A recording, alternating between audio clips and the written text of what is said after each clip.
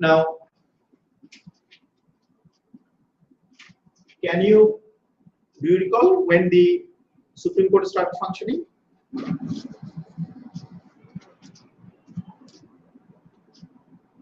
Have a look at the last lectures, please. I started it. Look at when we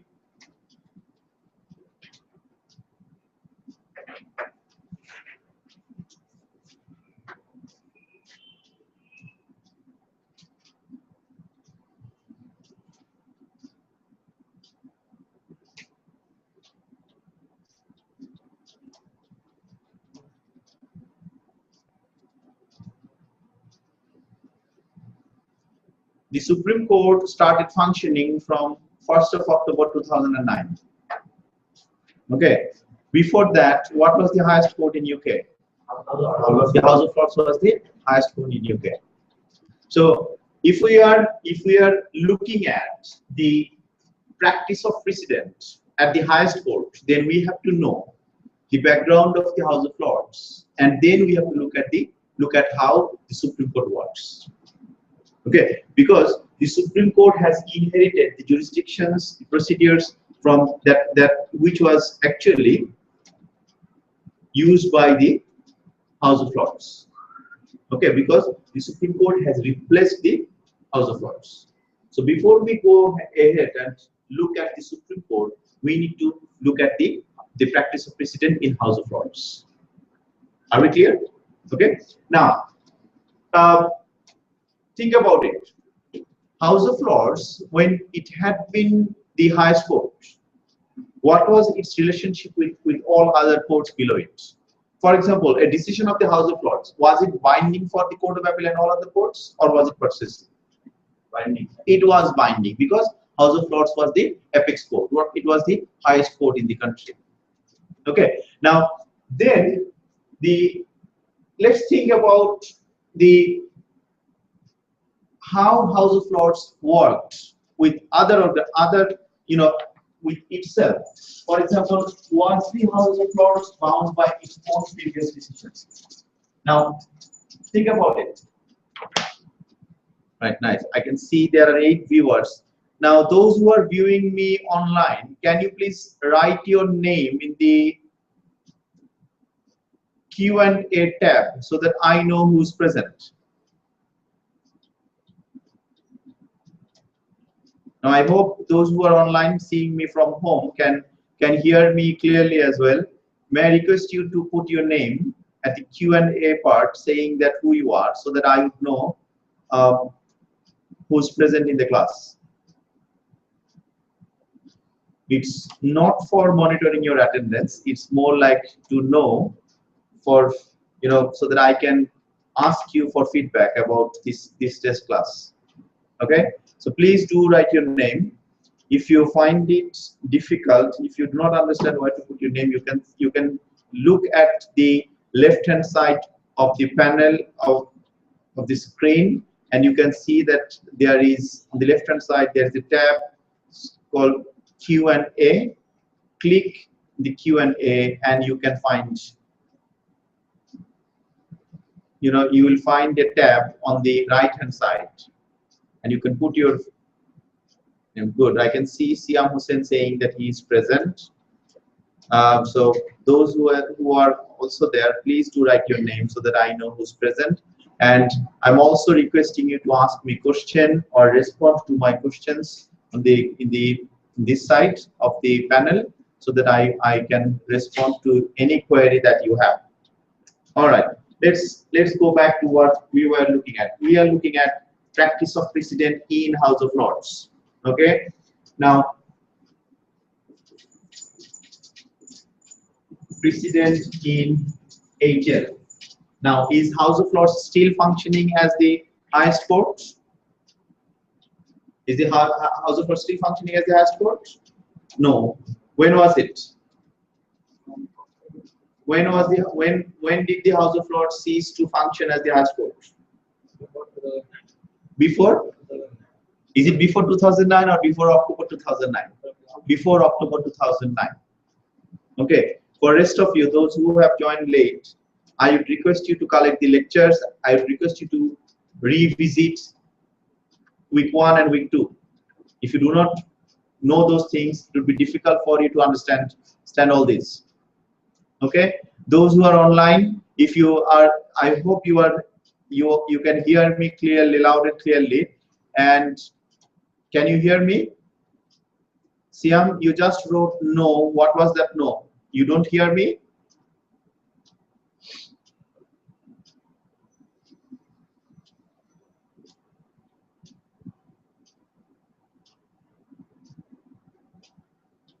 Now, please do put your questions and answers there. Now, I'll answer to your questions there. Now, precedent in House of Lords. Okay, we can safely say that when House of Lords was the highest court, okay, its decisions were binding on all courts below it. Its decisions are still binding on all courts below it. Okay, that means on Court of Appeal, the High Court, County Crown, Magistrates Court, all of them. Okay, now that was quite straightforward to understand. What was House of Lords' relationship? The House of Lords was also bound by the decisions, directions given by the European Court of Justice. Its relationship with Privy Council was more of a possessive relationship, and House of Lords must take into account of decisions given by the European Court of Human Rights as per Section 2 of Human Rights Act 1998. Okay, but the difficult question arises when we are talking about the relationship between a House of Lords and another House of Lords. That means this is an earlier House of Lords. Is it the earlier House of Lords, or is it a later one? It's more like a,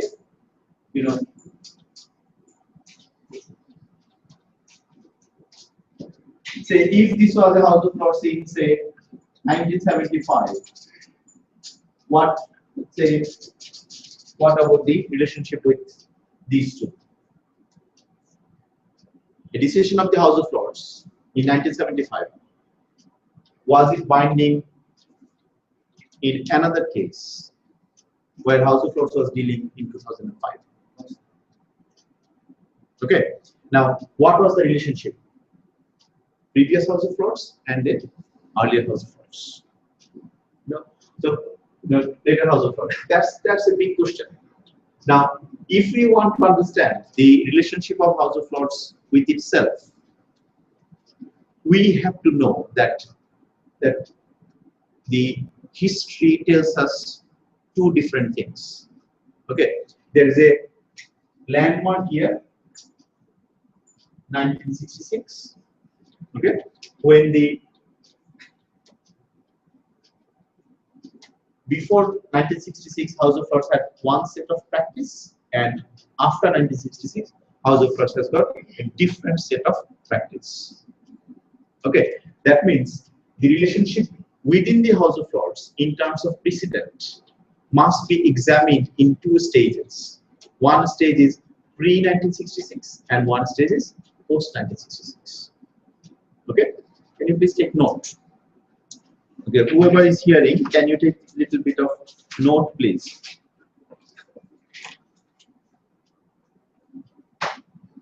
Right. As the highest court of United Kingdom,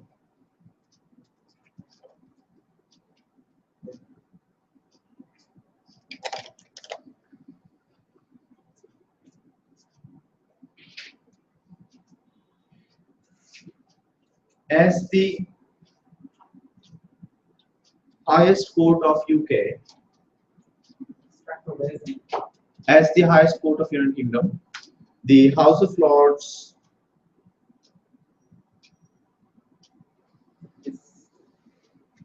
as the highest court of United Kingdom, the House of Lords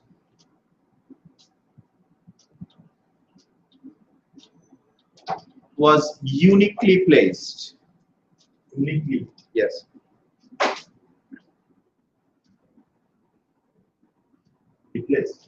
Uniquely placed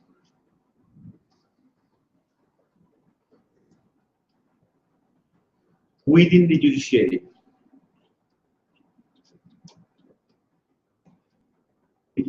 within the judiciary.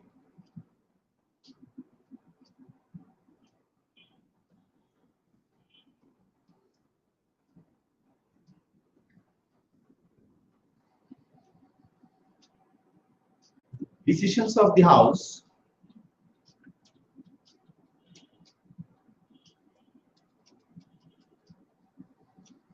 was binding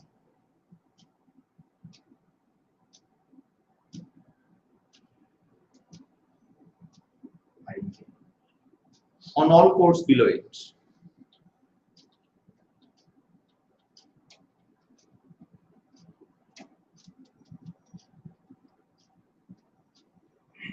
But its relationship with itself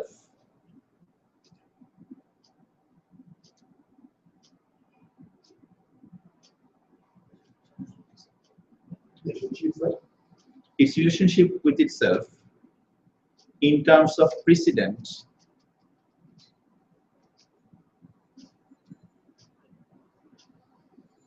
must be examined in two stages.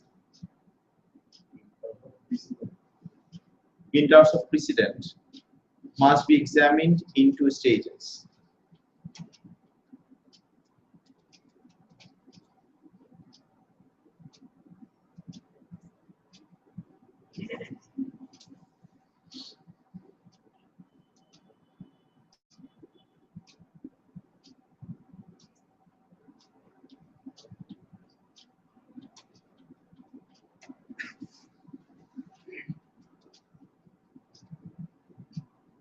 The first stage is known as the pre-1966 stage.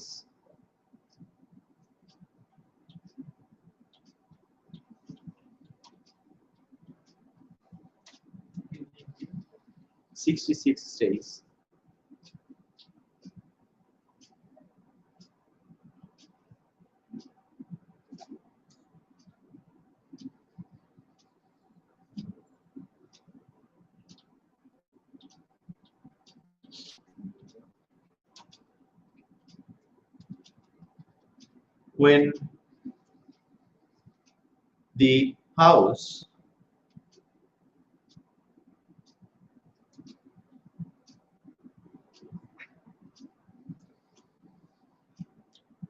felt that it was bound by its own previous decision.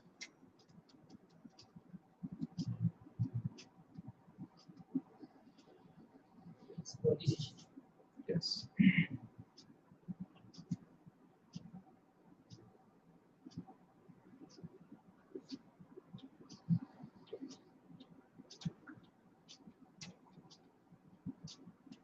Now, those who are watching me online, can you please respond, saying that whether you can see the slide that I have shared with you online?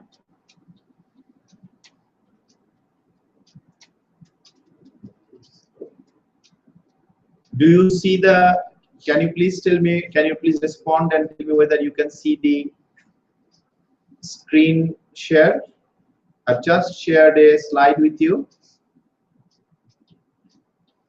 Siam or Rahul, anybody?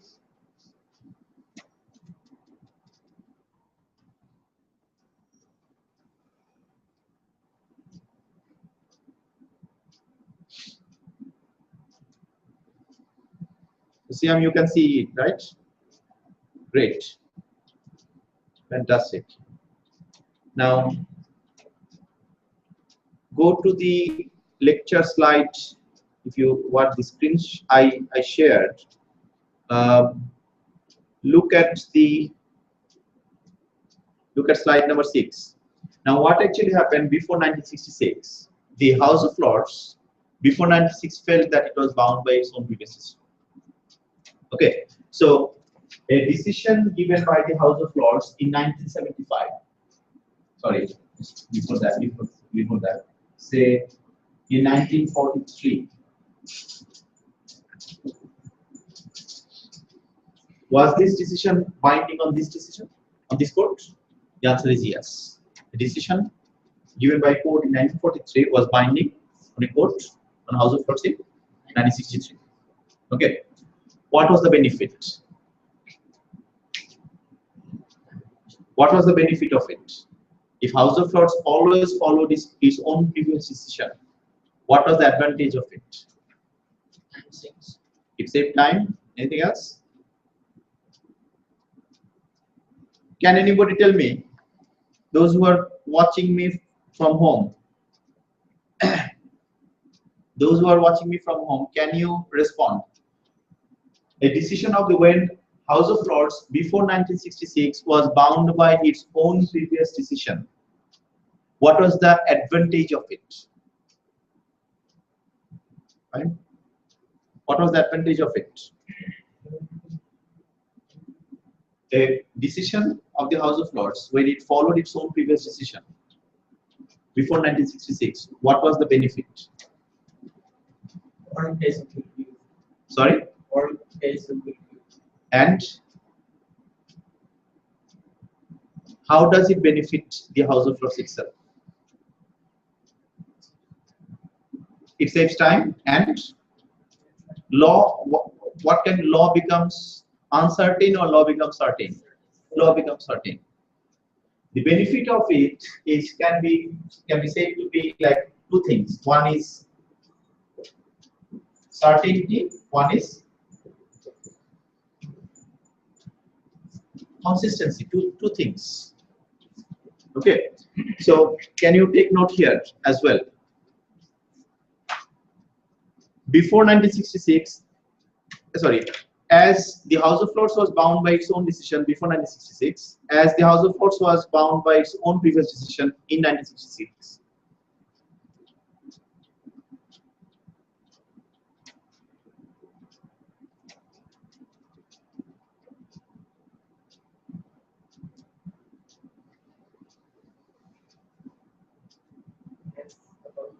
Was bound by its own previous decision in 1966. So before 1966, it promoted consistency and certainty. Two C's. What are the two C's? One is consistency, one is certainty.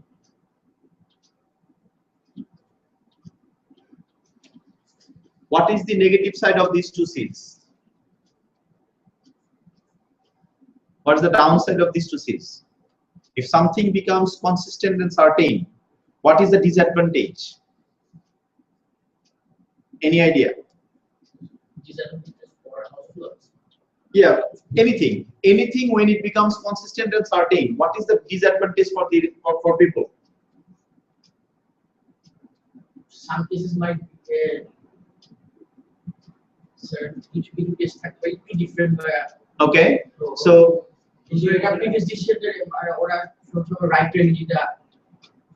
okay, any other idea?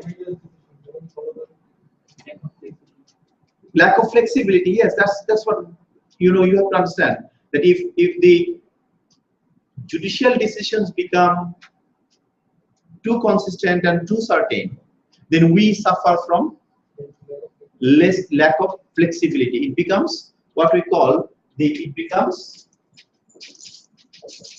rigid. Okay, law becomes rigid. Application of law becomes rigid. As you are saying that if there is if we have a new situation, okay, if we have circumstances which are new, absolutely new, then can we apply the law properly? The answer is no. Okay, that's what is saying, that if we promote consistency and certainty, it created a problem. What was the problem? The law became too rigid. Law became, unable to cope with changing circumstances, which means common law was not moving forward. Okay, so can you take note here? Everyone, please take note. Before 1966, the House of Lords faced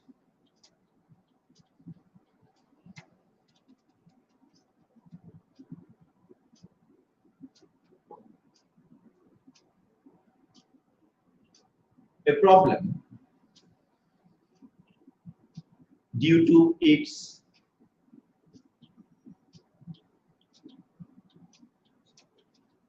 strict adherence to precedent. Strict adherence to precedent. ADHERENCE, adherence to precedent. What do you mean by adherence? What does that mean? Anyone? What's the meaning of adherence? Any idea? Think about it. Look at the structure. Strict adherence to precedent. What does that mean? Sorry? What does adherence mean? No. I'm repeating this. Strict adherence to precedent. What would be the meaning of this? Adherence means following it. You know, to stick to it. Okay. So that's what we call strict adherence to precedent. That means you are following the precedent flexibly or strictly. Okay. Full stop. The House of Lords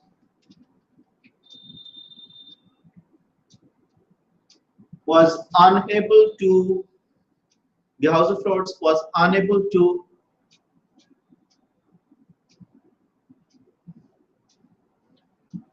apply the law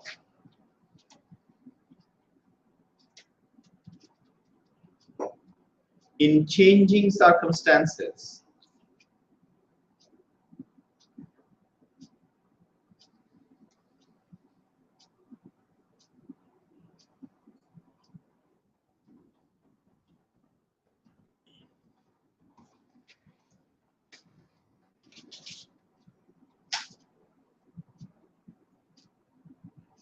and development of common law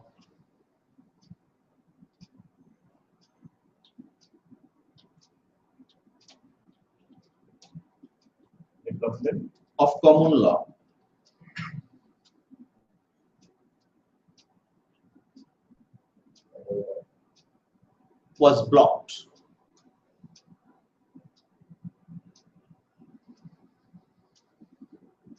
Full stop.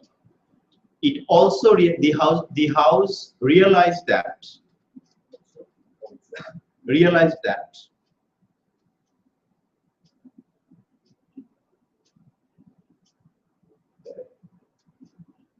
because of rigidity,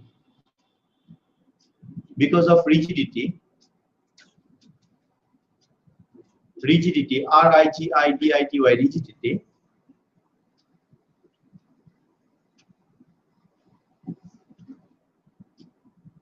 the outcomes of various cases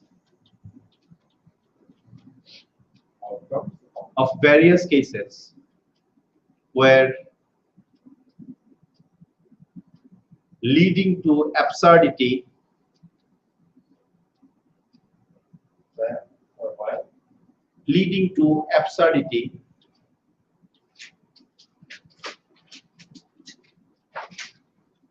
and injustice.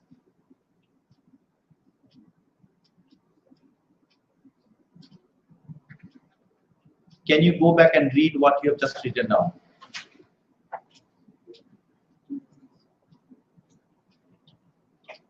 Let's think. Everyone, whoever is online watching me from home, read what I just dictated, what I just asked you to write. Okay. Think about House of Lords' position before 1966. Okay. First point, was the House of Lords bound by its own previous decision? The answer is yes. Because House of Lords was bound by its own previous decision, okay, the decision-making process became consistent and certain. It became rigid. Therefore, development of common law was blocked. And the House of Lords realized that because of such rigidity, the outcome was not common sense outcomes. Outcomes were absurd outcomes. Outcomes were leading to injustice. So what do we need to prevent? We need to prevent two things.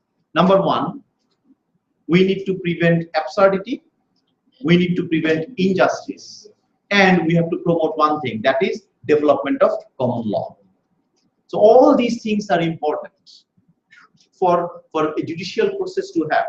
The law must be just, the application of law must be given in a way, done in a way so that it ensures justice. Number one, the judicial process must be flexible so that we can cope with changing circumstances, and most importantly, common law must develop, must go forward. It cannot just remain there doing nothing. We cannot leave everything for the parliament to do. Sir, yes. 1966, law is limited. Well, law was not limited, but it became, as the society was changing, they were finding it difficult to follow the previous decisions. For example, if a decision was given in 1890, that decision was still binding on the House of Lords in 1960, wasn't it? So how many years gone? 70 years gone. In about 70 years, the society has changed radically. Now, can we follow a decision, a law that old? Will this give us a common sense decision, or it will be more like an absurd outcome? It will be an absurd outcome.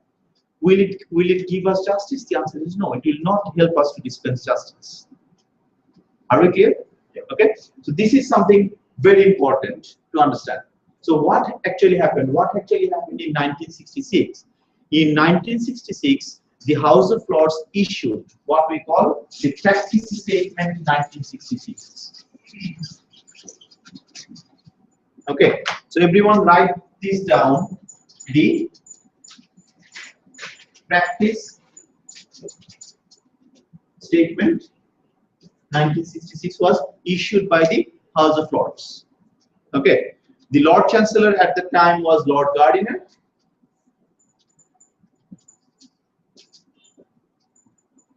Lord Gardiner, he was the Lord Chancellor at the time, and Lord Gardiner actually issued the Practice Statement 1966 on behalf of all other law lords in House of Lords. Okay, and this Practice Statement in 1966 must be looked at very carefully. Okay, now students tend to think, always be careful, everybody, whoever is listening online, students tend to think that before 1966 House of Lords was bound, and after 1966 House of Lords is no longer bound. That way of thinking is both right and wrong. You know why? Because yes, before 1966 House of Lords was bound by its own previous decision, but after 1966 we cannot say that House of Lords is no longer bound by its own previous decision. Saying that would be inappropriate. Not incorrect, but would be inappropriate. Okay, you know why? Because in 1966, in the Practice Statement, the House of Lords clearly said that it will continue to follow its own previous decision. However, it may deviate from its own previous decision if it satisfies certain things. That means from pre-1966 and post-1966, we have a changing scenario. Before 1966, it was mandatory to follow. After 1966, it is not mandatory to follow. Okay? If certain things are there, certain elements are present, what you can do? You may not follow the previous decision. Okay? So, which one is flexible? Before 1966 or after 1966? After 1966. But is the flexibility is it a sort of a blanket departure, or is it a more of a conditional departure? It is more of a conditional departure. Okay, we cannot say that House of Lords can deviate from its own previous decision whenever it likes. The answer is no, it is not possible. It is not done that way. It must be used as the last resort. Okay, can you take note now? The practice statement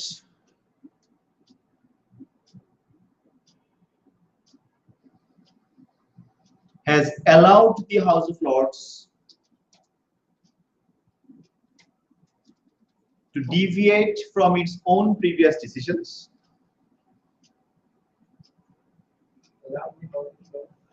to deviate from its own previous decisions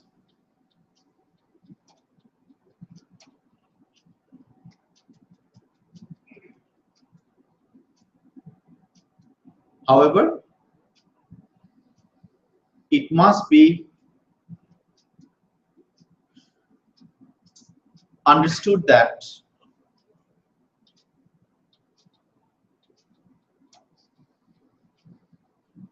such departure from the previous decisions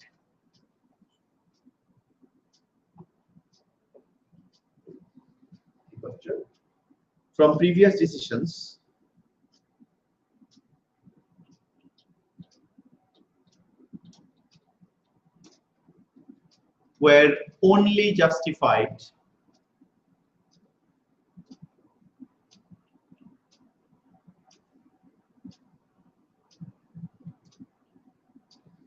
subject to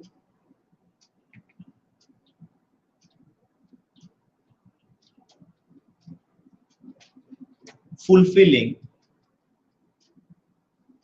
certain conditions.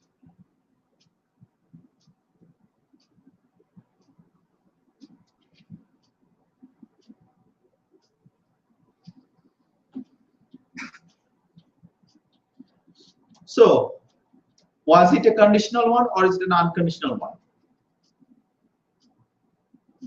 It was conditional departure. House of Lords said, look, we will follow our previous decision. However, if certain things are there, we will depart from the previous decision. Now, what are the conditions? What are the things that the House of Lords wanted to achieve? The House of Lords wanted to depart from its own previous decision in order to avoid injustice. Remember those three things I talked about? In order to avoid injustice, in order to